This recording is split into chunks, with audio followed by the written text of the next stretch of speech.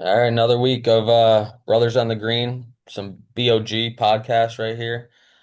We got Scottish Open recap. We got the Open we're going to chat about. It was a fun week last week. I love watching Links Golf. Presents great on TV. It was nice and firm. You can see it sounds like the guys are starting to like the Renaissance, or well, how do they say it? Renaissance. Yeah. They're starting to like that course more and more as it firms up, as it starts to play like a true links course. It's not very Yeah. severe around the greens. It's not really falling off 20, 30 yards, kind of just getting to the edge of the green and leaving you long lag putts and whatnot. But it was a great event. Chris Gotterup really stepped up. I mean, to beat Rory head to head in Scotland, right? While everyone there is Yeah. rooting for Rory, was very impressive, and really clears Goddard's status in terms of getting into elevated events more than likely next year. Obviously Yeah. solidifying his card for a couple years, but he really was impressive. He was great inside of 10 feet all day, Yep. and it was a fun event to watch. Yeah, for sure. I mean, you had him the week before. What was it? Where did you have him? Is that John Deere or what was Yeah, that was John Deere, right? Yeah, I mean he couldn't make a putt from within 10 feet at all week. So it just shows you like the putter can get a hot at any time and maybe the slower greens obviously worked a bit easier for him and he was really having some solid results throughout the week.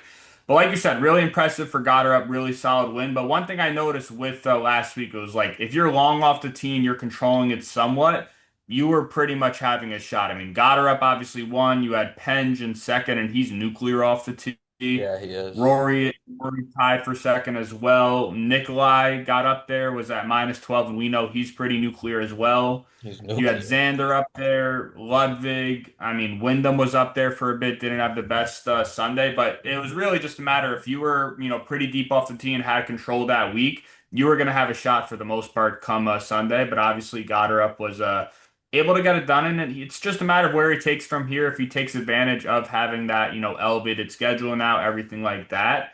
But really good story, I'd say, end of the day, and obviously right near us in Jersey. Yep, Jersey boy, which you love to see. Really, Yeah. his most impressive shot was number 12, the par three, that back left pin. Yep. Absolute dart in there. Rory hit a good shot. Rory misses, then got her up Yeah. makes from 5 or 6 feet. That Yep. was really like, all right, this guy is for real. He's got a good chance to Yeah. close this thing out the last few holes. And then there was a few, right? Ludwig was all over the place last week, right? A lot of errant shots, in all aspects of the game, not just So putter this or what are you gonna say? he's just so inconsistent. Like he'll be look so great one day, like day one, he didn't really miss hit a shot. He was just all of a sudden missing, 3 to 5 footers, a good amount on the first day.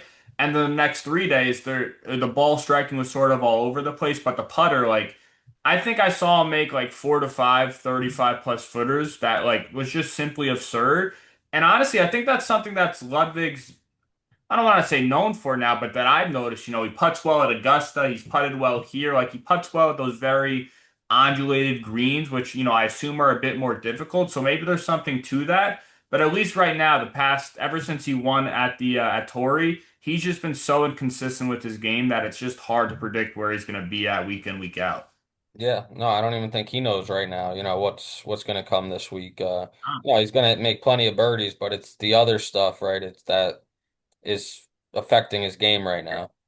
He's making triples, doubles consistently. And I mean, it's just if he can obviously make those bogeys and minimize it, I'm sure that's gonna keep him in it much more because he's making enough birdies. It's just it doesn't seem like he's able to control because it's not just one hole. Like he went bogey, double, triple, or something like that on Yeah. a Saturday that really got himself out of it. And it's just like being an elite player that we all think Ludwig is, that really can't happen as much as it has these last a couple months. Yep. And then, I had Hovland last week. He played great golf besides Friday. Friday killed him. Yeah. He shot what 4 or 5 under the first round, then he just barely made the cut.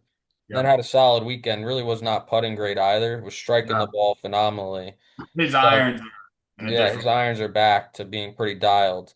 And Yeah, then I think it's just a matter of time before his chipping really gets even more consistent. He had a lot of, good chip and pitch shots, but yeah, he also had some shots where he left himself really tough par putts. yeah.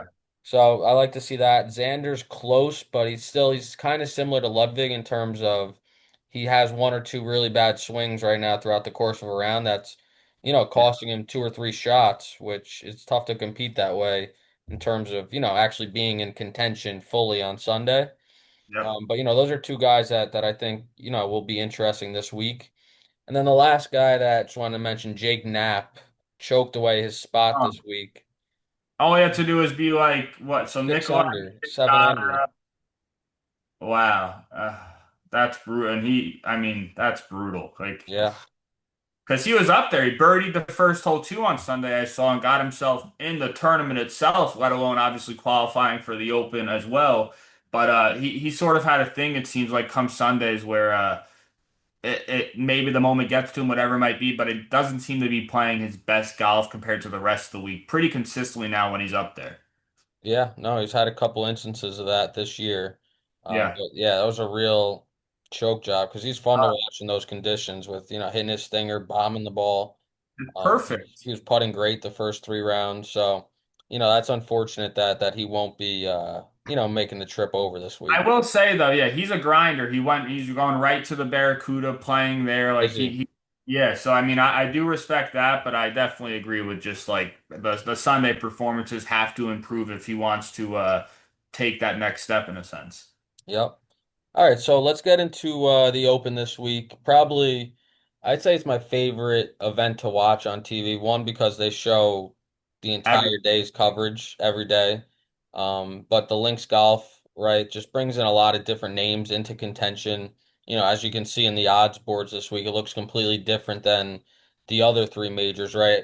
Maybe not the top three or four guys, but when you go down to that kind of B list, right? You got guys 5 through 20, let's say in the odds rankings. It's completely different than, what yeah, you see at a US Open or PGA Championship.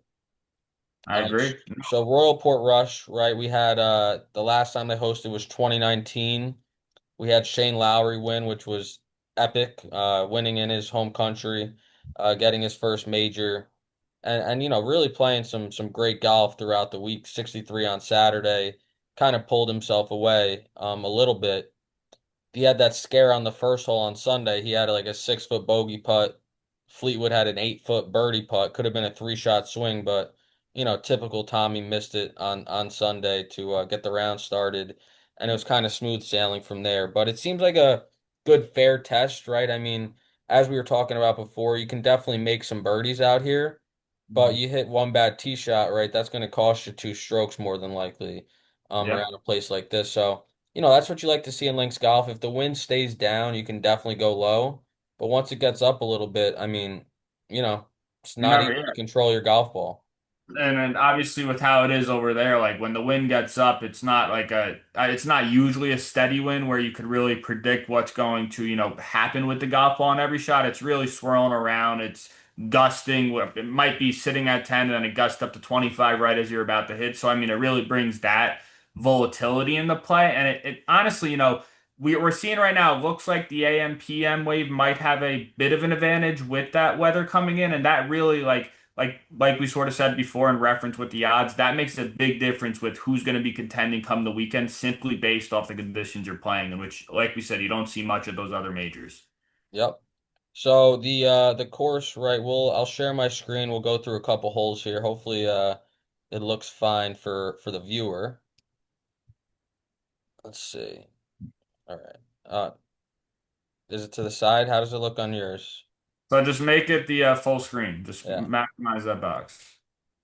All right. So first hole is it's straightforward, but there is out of bounds internal on both the right and left side. That's pretty tight, right? As we saw in 2019, Rory made an 8 to start his tournament here, ripping a ball out of bounds, then finding a bunker and really making a mess of the hole and ending his tournament on the first hole.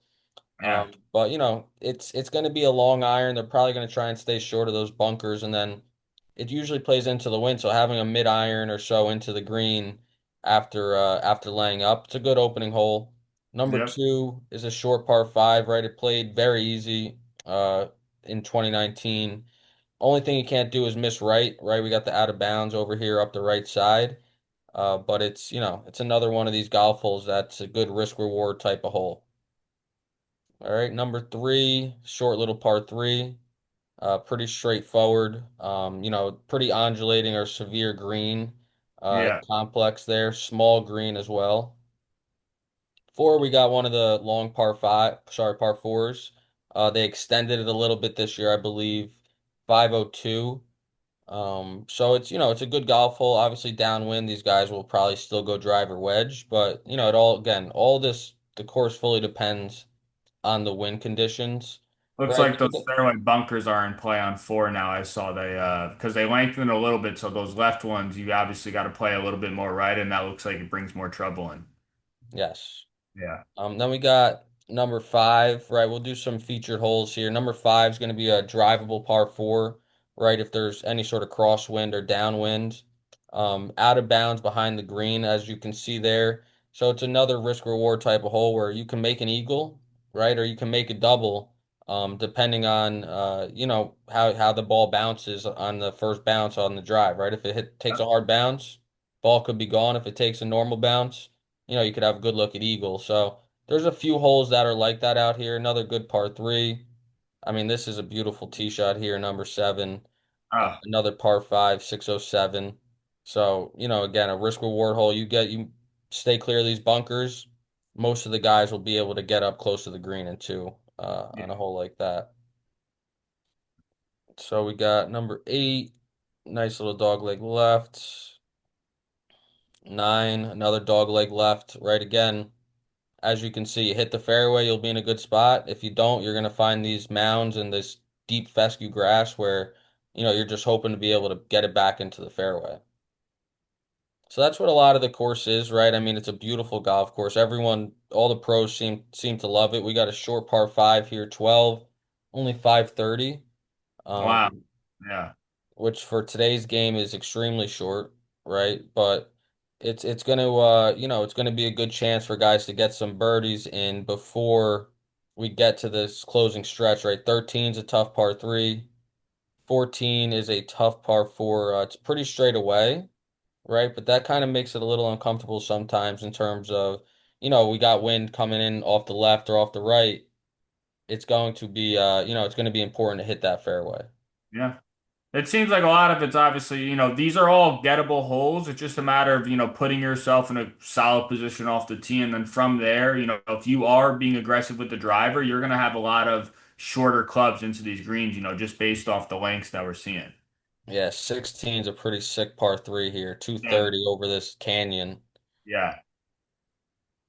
17 is short, right? If it's downwind, these guys will be able to get close to the green. I There's a think pretty Yeah, I think Lowry was up there. I was rewatching his final day from 2019, and he was like just a flip, like literally just a 40-yard shot in, it looked yeah. like. I definitely think people are going to run it up there. We're getting wind and firmness like we expect. And then 18's a solid closing hole, right? You got to keep it left of these bunkers. But there's out of bounds up the left, right? Another internal out of bounds.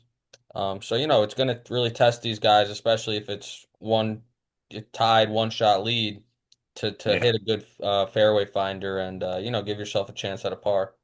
Yep. So that's the course, right? Again, it's going to present great on TV, it seems. Very excited. Can you hear me all right? Yeah, you're good. It's going to be, it's going to be a great test. I'm very excited to wake up early, watch some good golf, and hopefully some of our picks have a chance come Sunday. Yeah, for sure. I mean, the course itself obviously looks sick, but to sort of emphasize what you were saying, links golf, it's always a nice feel to get to that part of the season, and I definitely enjoy it just in the fact that we're obviously what are we like 6 hours behind them, so we get to wake up, nice and early for a couple days and just watch all the golf we want while maybe still sitting in bed or being on the course ourselves. So once it gets to their afternoon times. But I'm definitely pumped for the week. I think there's a lot of value across the board with, like you said, they're giving a lot of these, guys that are more familiar with links golf some lower odds than what we might see from the other three majors. And obviously that maybe opens up some opportunity for guys that slide down due to those other guys sort of sliding up on the odds board. 100%. No, it is a great week. So let's go through the top of the board here. Yeah. and just talk through a couple guys. So we got Scotty, number one player in the world, at the top of the board. What is he, plus 400? He's plus 450. We got Rory at plus 700. John Rahm back up to the third favorite, 12 to 1 plus 1200. And then you go all the way down to the 20 to 1 range for like the next slate. So you got Bryson at plus 2000. And I mean, honestly, Bryson, I don't think he's really ever played too well over here on the link style. I just think the numbers probably more so the fact that how good he's been in majors outside of the Opens, but still, obviously, it's respectful number for him. Xander 25 to 1 plus 2500, Tommy Fleetwood plus 2600, and then Ludvig Aberg is 2800 to close out like that up until the plus 3000 range. Yeah, no. So in terms of that top five, six guys, what interests you? Who are you staying away from? I mean, so I would say I'm staying away from Bryson. I just don't think he's really a good fit for the course itself, but also just like the link style. He doesn't really seem to play too well over here, and a lot of that obviously has to do with his style of play, hitting it as high and as far as possible. Doesn't usually work too well around here. I'm definitely interested in Rom this week. I'd rather get some numbers a bit higher on the board, but Rom's, obviously been playing some solid golf for most of the year at this point. He's had solid results in all three of the majors. And I think it's probably a matter of time till he notches off another major at a certain point. So 12 to 1, I think, he's going to have a really solid shot. It's just a matter of, maybe getting the proper wave advantage, whatever that might be. And then Ludwig, I like 28 to 1. Just again, we talked about it before. We just don't know where he's really gonna ever be at on a day by day basis. So it's hard to commit to a play like that. And then, I think the main guy in that range that honestly interests me is Fleetwood, 26 to 1. We obviously know the issues that Fleetwood's had, but back, obviously back in Ireland, back just in a place that he's a bit more comfortable playing compared to the US. We know he's always going to have a shot with how good he is. It's just a matter of getting over that hurdle, obviously, on Sundays. Yeah, I do like Fleetwood's game this week. It's not going to be too windy. It's going to be just hit that driver straight. He'll hit a lot of mini drivers, I'm sure. Second here, right in 2019. Just, can he make the putts come the weekend is really the main concern when you talk about Fleetwood. Yep. And it's definitely a mental battle he's got to get over, especially after completely choking the Travelers. That was bad. Like, bad, bad. Yeah. Rom, I agree, 12 to 1. I think those are pretty solid odds for him. Yeah. It seems like his game is clicking, maybe not on all cylinders. He still doesn't have a win on live, which is shocking. Um, but second last week at Valderrama, made a nice par putt on the last hole to give himself a chance. Yeah. Before Mr. Taylor Gooch finally pulled it off. But it's a thing where you would not be surprised to see Rom in contention come Sunday. It's Not at just all. he hasn't, he's played great in the majors. It's just he hasn't, kept that momentum going for the course of four rounds. I agree. Yeah, I mean, I still think that he'll have a shot, but obviously it's been a little while since we actually seen him fully close one. When was his last one? That was the Masters, right, in 22? Yeah, or 23 or 23? 22. Yeah, it Yeah. might have been 23. But yeah, that obviously, so it's been a little while. He hasn't, gotten one done since he's been on Live as well. So I think there's always going to be that little question with like, is he still the same in terms of actually closing these out compared to when he was on the tour? Yeah, no, without a doubt. And until he does it, people will question it. Yeah, for sure. All right, so let's get into some picks. Yeah. I know you have a bunch of higher odds guys this week, Yeah, you got which anything lower on the board? yeah, I got one as of now I got one lower. I'm gonna be picking again. I'm going back to Viktor Hovland this week plus 3,000. I just like where his game is trending, really striking his irons. His driver was a little bit better last week. And it's just going to come down to making some more putts on the weekend. Sunday he was making a great charge early, Yeah. striking the ball all day. Just stop making the putts, come halfway through the front into the back nine, which slowed his Yeah. momentum down. But, he has so much talent. I really see him winning a major very soon.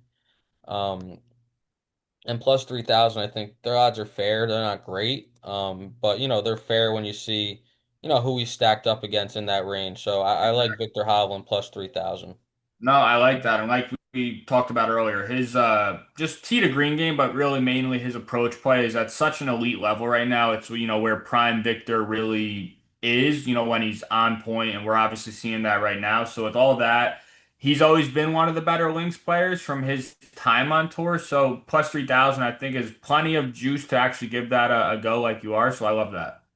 Yep, that's my first pick. Who you got? All right.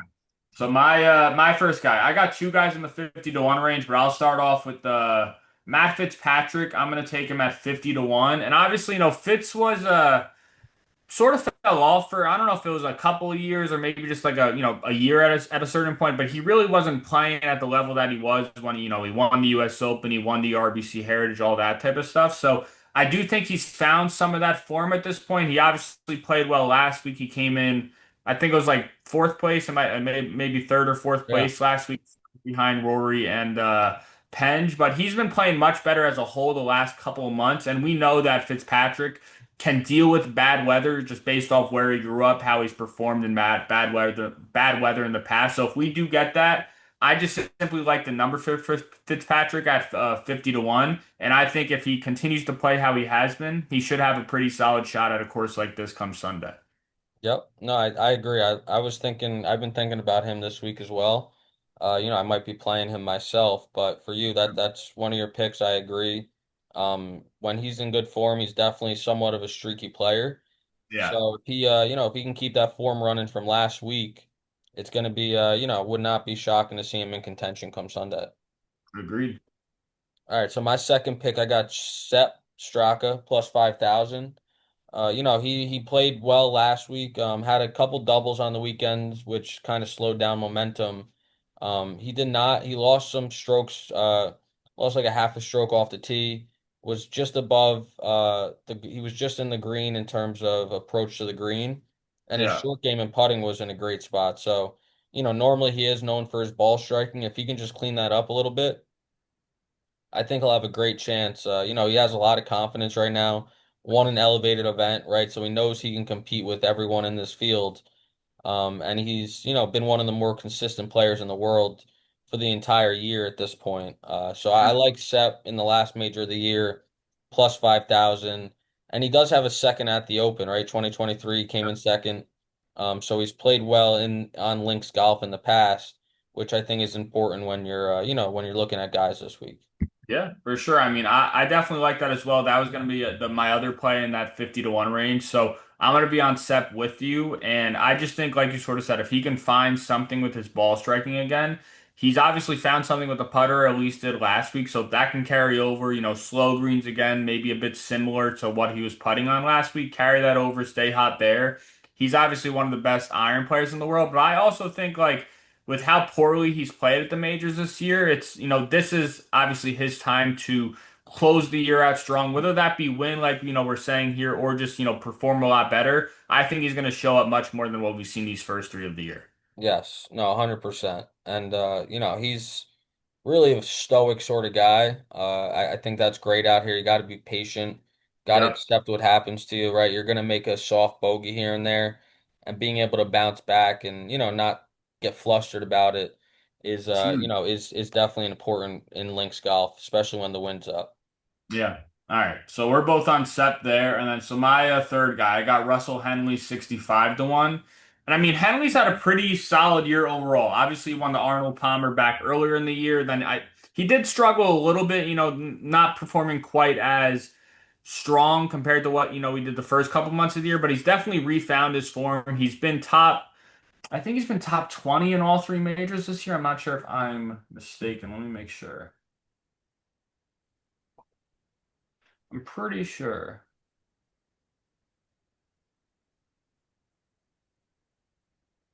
Oh no, completely wrong. Wasn't top Mm. 20 all three majors, but he did play well at the US Open, tying for 10th place. He played all right at the Masters, tied for 38th. So, I mean, really nothing too impressive about his major performances, to be honest. But I do know that he's been finding much better form.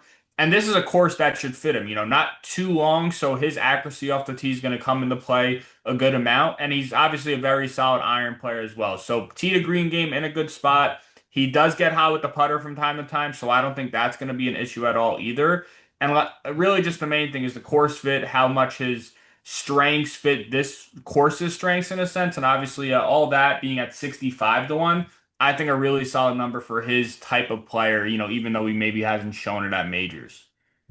No, I love Russ. I mean, he's a grinder, another guy who hasn't elevated a win. So, he has plenty of confidence knowing if he gets in contention, he Yep, can pull it off. Similar to like a Brian Harmon, right? Sort of exactly. style where he's just, if his driver's on, he's going to hit a lot of fairways. He's a solid iron player, solid putter.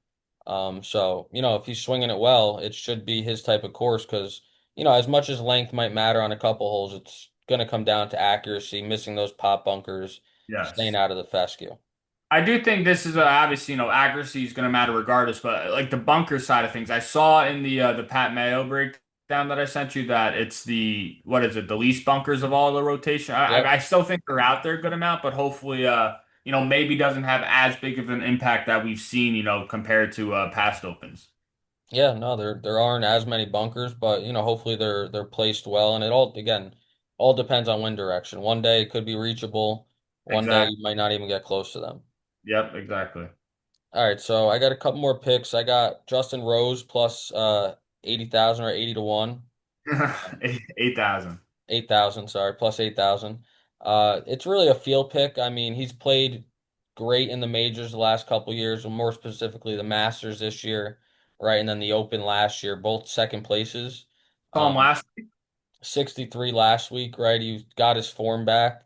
I think he really feels comfortable in this part of the world, golfing his ball, right? Growing up here, having a decent Open Championship record. And he's so motivated right now, I feel like, just to keep getting in contention, peel off. If he can peel off one more He uh, wants another one. that's a guaranteed Hall of Fame career if he can just win one more major. And it's really trending in that direction in terms of being able to figure out, get across the finish line. Right. Last year we had a wacky leaderboard with Horschel up there, right? Rose up there. So those are the type of guys we like to see, who drive their golf ball very straight and have great control with their irons. Yeah, no, I mean, Rosie's been pushing sort of for this last major, it seems like for a couple of years now, putting himself in a solid spot. I wouldn't even say at either of them he really played poorly on Sunday. Xander just went out and got it last year at the Open. I mean, I think he Yeah, on the went, what, back. fourth for the back nine. Like it was just silly golf compared to what everybody else was doing. And then obviously Rory, Rory tried to give it to him in a sense. Like Rose really made a solid run on that back nine. So I mean, he showed that he's has the game to go and get it on the back nine, the full 18 on the last day of a major. It's just a matter of, maybe a couple more things working out in his favor, relative to how other guys are playing.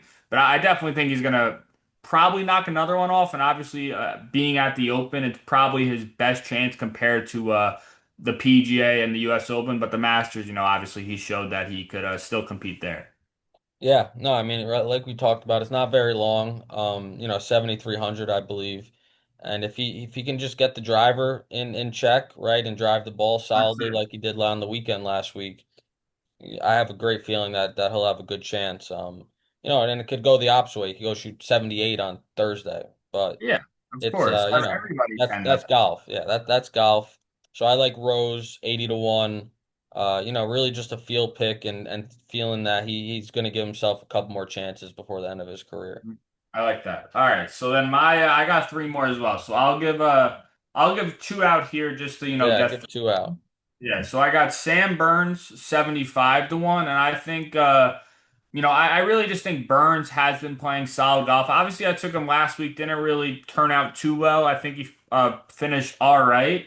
But he's just I saw a thing from the rabbit hole. He's the best putter on slower greens for the last like 2, 3, 4 years at this point. So he's very consistent when it comes to getting on this side of the world and how he, performs on the greens. And I think that's obviously a big benefit for him.